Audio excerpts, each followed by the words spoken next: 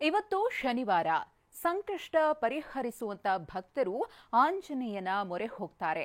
ಆದ್ರೆ ಆಂಜನೇಯನೇ ಈಗ ಗೊಂದಲಕ್ಕೆ ಸಿಲುಕಿದ್ದಾನೆ. ಯಾಕಂದ್ರೆ ಮೈಸೂರು ರಸ್ತೆಯ ಗಾಳಿ ಆಂಜನೇಯ ಸರ್ಕಾರದ ವಶವಾಗಿದ್ದಾನೆ.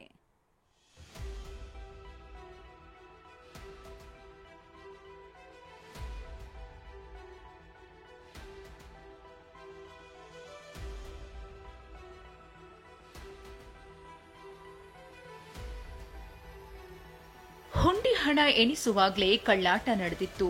ಅಷ್ಟು ಜನ ಇದ್ರೂ ನೋಡುತ್ತಲೇ ಕಂತೆ ಕಂತೆ ಹಣ ಲಪಟಾಯಿಸಲಾಗಿತ್ತು. ಇದೇ ಈಗ ಇಡೀ ದೇಗುಲವೇ ಸರ್ಕಾರದ ವಶವಾಗುವಂತೆ ಮಾಡಿದೆ.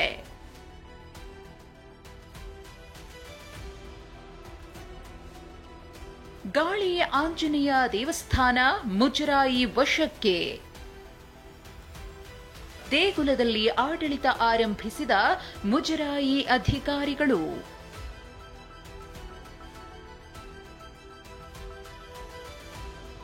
ಅಂತೂ ನಗರದ ಮೈಸೂರು ರಸ್ತೆಯಲ್ಲಿರುವ ಗಾಳಿ ಆಂಜನೇಯ ದೇಗುಲವನ್ನ ಸರ್ಕಾರ ತನ್ನ ಸುಪರ್ದಿಗೆ ತೆಗೆದುಕೊಂಡಿದೆ.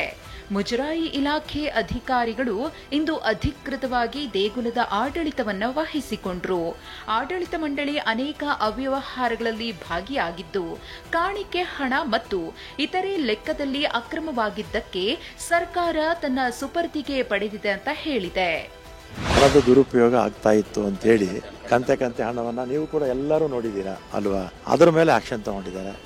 ನಾನು ಕೂಡ ರಿಪೋರ್ಟ್ ನೋಡಿದೆ. ಆಮೇಲೆ ಅದೇ ನಾವು ಪರ್ಮನೆಂಟ್ ಆಗಿ ಇಟ್ಕೊಳ್ಳಲ್ಲ, 5 ವರ್ಷ ಆದ್ಮೇಲೆ ಮತ್ತೆ ವಾಪಸ್ ಕೊಟ್ಬಿಡ್ತೀವಿ. ಆ ರಿಪೋರ್ಟಲ್ಲಿ ಆಗಿದೆ. ಆ ರಿಪೋರ್ಟಲ್ಲಿ ಆ ರೀತಿ ಇದೆ.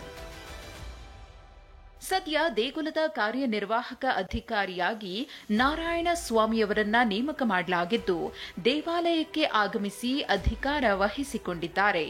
ಆಡಳಿತ ಮಂಡಳಿಗೆ ತಿಳುವಳಿಕೆ ಪತ್ರ ನೀಡಿ ದೇಗುಲದ ಸಂಪೂರ್ಣ ಚರ ಮತ್ತು ಸ್ಥಿರಾಸ್ತಿಯ ಬಗ್ಗೆ ಮಾಹಿತಿ ನೀಡಿ ದೇವಾಲಯದ ಆಡಳಿತವನ್ನ ಕೂಡಲೇ ಸರ್ಕಾರಕ್ಕೆ ಬಿಟ್ಟುಕೊಡಬೇಕಾಗಿ ಪತ್ರದ ಮೂಲಕ ತಿಳಿಸಿದ್ದಾರೆ.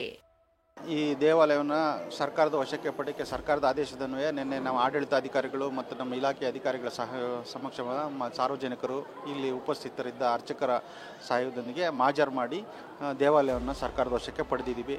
ಇರೋ ಹುಂಡಿಗಳೆಲ್ಲನೂ ಸೀಲ್ ಮಾಡಿದ್ದೀವಿ, ಸ್ಟ್ರಾಂಗ್ ರೂಮ್ ಸೀಲ್ ಮಾಡಿದ್ದೀವಿ. ಹಾಗೆ ಅಧ್ಯಕ್ಷರಿಗೂ ಇವತ್ತೊಂದು ನೋಟಿಸ್ ಸಹ ಇಶ್ಯೂ ಮಾಡಿದ್ದೀವಿ. ಇನ್ನು ಈ ಬೆಳವಣಿಗೆ ಬಗ್ಗೆ ಮಾತನಾಡಿರುವ ಭಕ್ತರು, ಏನಾದರೂ ಆಗಲಿ ಅಕ್ರಮಗಳಿಗೆ ಎಡೆ ಮಾಡಿಕೊಡದೆ ಆಡಳಿತ ನಡಿಬೇಕು ಅಂತ ಸರ್ಕಾರಕ್ಕೆ ಆಗ್ರಹಿಸಿದ್ದಾರೆ. ಗೌರ್ಮೆಂಟ್ ಅಲ್ಲಿ ಇರೋದೇ ಬೆಟರ್ ಅನ್ಸುತ್ತೆ. ಯಾಕೆಂದ್ರೆ ಇವಾಗ ಗೌರ್ಮೆಂಟ್ ಆಡಳಿತದಲ್ಲಿದ್ರೆ ಸರಿಯಾಗಿರುತ್ತೆ. ಪ್ರೈವೇಟ್ ಅಲ್ಲಿದ್ರೆ ಹೆಂಗಿರುತ್ತೋ ಗೊತ್ತಿರಲ್ಲ, ಹೇಳಕ್ಕಾಗಲ್ಲ. ಕೆಲವೊಂದ್ಸತಿ ಸರಿಯಾಗಿ ರೂಲ್ಸ್ ಇಲ್ಲ, ಕೆಲವೊಂದ್ಸತಿ ಬಂದಾಗ ಎಲ್ಲರೂ ಕರೆಕ್ಟಾಗಿ ವ್ಯವಸ್ಥೆ ಇಲ್ಲ, ಎಲ್ಲ ಸರಿ ಮಾಡ್ಬೋದು. ಸದ್ಯ ಸರ್ಕಾರದ ನಡೆಗೆ ತೀವ್ರ ಆಕ್ಷೇಪ ವ್ಯಕ್ತಪಡಿಸಿರುವ ಹಿಂದಿನ ಆಡಳಿತ ಮಂಡಳಿ ಸದಸ್ಯರು ಕಾನೂನು ಹೋರಾಟ ನಡೆಸಲು ಮುಂದಾಗಿದ್ದಾರೆ. ಸೋಮವಾರ ಕೋರ್ಟ್ ಮೊರೆ ಹೋಗಿ ಸರ್ಕಾರದ ಆದೇಶವನ್ನ ಪ್ರಶ್ನಿಸಿ ಮತ್ತೆ ಅಧಿಕಾರ ಪಡೆಯುವ ವಿಶ್ವಾಸದಲ್ಲಿದ್ದಾರೆ. ಕಿರಣ್ ಸೂರ್ಯ ಜೊತೆ ಲಕ್ಷ್ಮೀ ನರಸಿಂಹ, TV9 ಬೆಂಗಳೂರು.